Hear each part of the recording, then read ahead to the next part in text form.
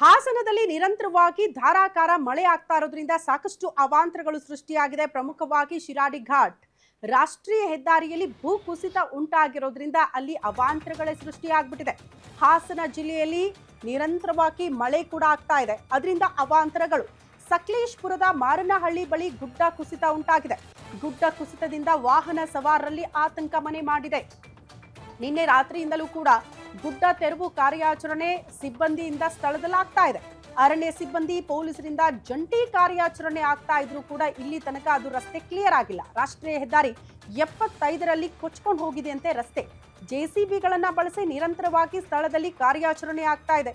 ಹಾಗಾಗಿ ವಾಹನ ಸವಾರು ಸದ್ಯ ಆ ರಾಷ್ಟ್ರೀಯ ಹೆದ್ದಾರಿ ಮೂಲಕ ಓಡಾಡೋದಕ್ಕಾಗಲ್ಲ. ಪರ್ಯಾಯ ಮಾರ್ಗವನ್ನೇ ಅನುಸರಿಸಿ ಅಂತ ಆಲ್ರೆಡಿ ಅಲ್ಲಿನ ಆಡಳಿತ ಹೇಳ್ಕೊಂಡ್ಬಿಟ್ಟಿದೆ, ಸೂಚನೆ ಕೂಡ ಕೊಟ್ಟಿದೆ. ಹಾಗಾಗಿ ಸದ್ಯಕ್ಕೆ ಆ ರಸ್ತೆ ಕ್ಲೋಸ್ ಮಾಡಿ ಭೂಕುಸಿತ ಉಂಟಾಗಿದೆಯಲ್ಲ ಅದೆಲ್ಲವನ್ನ ಕೂಡ ತೆರವು ಮಾಡುವ ಕೆಲಸ ಸಿಬ್ಬಂದಿಯಿಂದ ನಿರಂತರವಾಗಿ ಆಗ್ತಾ ಇದೆ.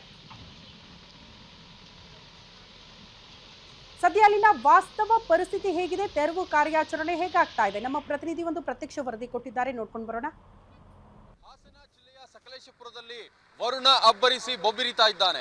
ಈಗಾಗಲೇ ಸಾಕಷ್ಟು ಅವಾಂತರಗಳಾಗಿದೆ. ಇದರ ಬೆನ್ನಲ್ಲೇ ರಾಷ್ಟ್ರೀಯ ಹೆದ್ದಾರಿ ಸಕಲೇಶಪುರದ ಶಿರಾಡಿ ಘಾಟ್ನಲ್ಲಿ ಬಹು ದೊಡ್ಡದ ಬೃಹದಾಕಾರದಲ್ಲಿ ಭೂಕುಸಿತವಾಗಿದೆ.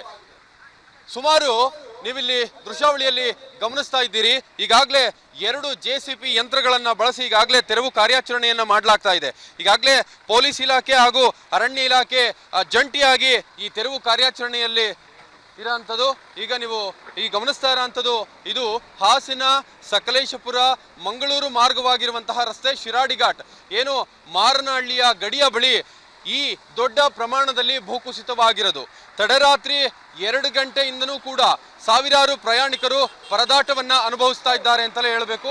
ಯಾಕಂದ್ರೆ ಈಗಾಗಲೇ ಏನು ಆನೆ ಮಹಲ್ ಬಳಿ 2 ರಿಂದ 3 ಕಿಲೋಮೀಟರ್ ಗಟ್ಟಲೆ ಸುಮಾರು ವಾಹನಗಳು ಅಂದ್ರೆ ಟ್ರಕ್ ಸೇರಿದಂತೆ ತರಕಾರಿ ದಿನನಿತ್ಯ ಬಳಸುವಂತಹ ತರಕಾರಿ ಗೂಡ್ಸ್ ಹಾಗೆ ಏನು ಮಂಗಳೂರಿಗೆ ಪ್ರಯಾಣ ಮಾಡ್ತಿದ್ದಂತ ಪ್ರಯಾಣಿಕರು ಎಲ್ಲರೂ ಕೂಡ ತಡರಾತ್ರಿ 2 ಗಂಟೆಯಿಂದ ಇಲ್ಲೇ ಬೀಡು ಬಿಟ್ಟಿರೋ ಅಂಥದ್ದು. ಅಂದ್ರೆ ಈಗಾಗಲೇ ಸಾಕಷ್ಟು ಪ್ರಮಾಣದಲ್ಲಿ ಅವಾಂತರಗಳನ್ನ ತಂದಿಟ್ಟಿರುವಂತಹ ವರುಣ ಈಗಾಗಲೇ ಬಹುದೊಡ್ಡ ಮಟ್ಟಿಗೆ ಭೂಕುಸಿತವಾಗಿರೋದು ನೀವಿಲ್ಲಿ ಗಮನಿಸಬಹುದು. ನನ್ನ ಬಲಭಾಗದಲ್ಲಿ ಎಷ್ಟು ರೀತಿಯಲ್ಲಿ ಜಲಪಾತದ ರೀತಿಯಲ್ಲಿ ನೀರು ಹರಿತಾ ಇದೆ ಅಂತ ನೀವು ಗಮನಿಸಬಹುದು.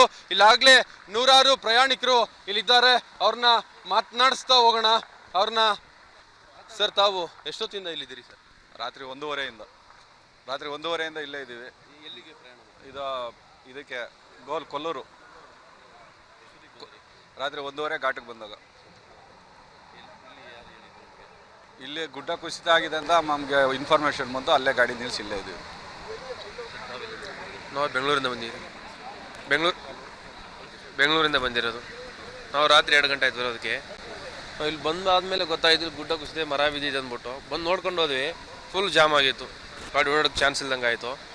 ಅಲ್ಲಿ ಅವಾಗಲಿಂದ ಆಟ್ ಮಾಡ್ತಾ ಇದ್ದೀವಿ. ಎಷ್ಟೋ ಗಾಡಿಗಳು ಹೊತ್ತು ರಿವರ್ಸ್ ಹೋದು, ರಿಟರ್ನ್ ಹೋದು. ಎಷ್ಟು ಜನ ಇದ್ದೀವಿ? ನಾವು 4 ಜನ ಇದ್ವಿ. ಇದು ಇಲ್ಲಿನ ಪ್ರಯಾಣಿಕರು ಹೇಳ್ತೀರಾ ಅಂತದ್ದು. ಅಂದ್ರೆ ನಾವು ತಡರಾತ್ರಿ 2ರ ಹೊತ್ತಲ್ಲಿ ಬಂದಾಗ ಇಲ್ಲಿ ಬೃಹದಾಕಾರದಲ್ಲಿ ದೊಡ್ಡ ಪ್ರಮಾಣದಲ್ಲಿ ಗುಡ್ಡ ಕುಸಿತವಾಗಿತ್ತು. ಹಾಗಾಗಿ ಇಲ್ಲಿ ಎಲ್ಲ ಗಾಡಿಗಳನ್ನ ತಡೆ ಹಿಡಿಯಲಾಗಿದೆ ಅಂತ. ಒಟ್ಟಾರೆಯಾಗಿ ಹಾಸನ ಜಿಲ್ಲೆಯ ಸಕಲೇಶಪುರ ಶಿರಾಡಿ ಘಾಟ್ ಈ ಭಾಗದಲ್ಲಿ ಸಾಕಷ್ಟು ಪ್ರಮಾಣದಲ್ಲಿ ಅವಾಂತರವನ್ನ ತಂದೊಡ್ಡಿರುವಂತಹ ಮಳೆರಾಯ ಈಗಾಗಲೇ ತೆರವು ಕಾರ್ಯಾಚರಣೆಯನ್ನ ಮಾಡಲಾಗ್ತಾ ಇದೆ. ಸದ್ಯದಲ್ಲೇ ಏನು ಅರಣ್ಯ ಇಲಾಖೆ ಪೊಲೀಸ್ ಇಲಾಖೆಯ ಜಂಟಿ ಕಾರ್ಯಾಚರಣೆ ನಡೀತಾ ಇದೆ. ಅಂದ್ರೆ ಇನ್ನೇನು ಕೆಲವೇ ಗಂಟೆಗಳಲ್ಲಿ ಇದನ್ನ ಪ್ರಯಾಣಕ್ಕೆ ಮುಕ್ತವನ್ನಾಗಿ ಈ ರಸ್ತೆಯನ್ನ ಮುಕ್ತಗೊಳಿಸ್ತೀವಿ ಅನ್ನೋದು ಇಲ್ಲಿನ ಅಧಿಕಾರಿಗಳ ಮಾತಾಗಿರೋ ಅಂಥದ್ದು. Chethan Chandrapatna, guarantee news, Sakleshpur.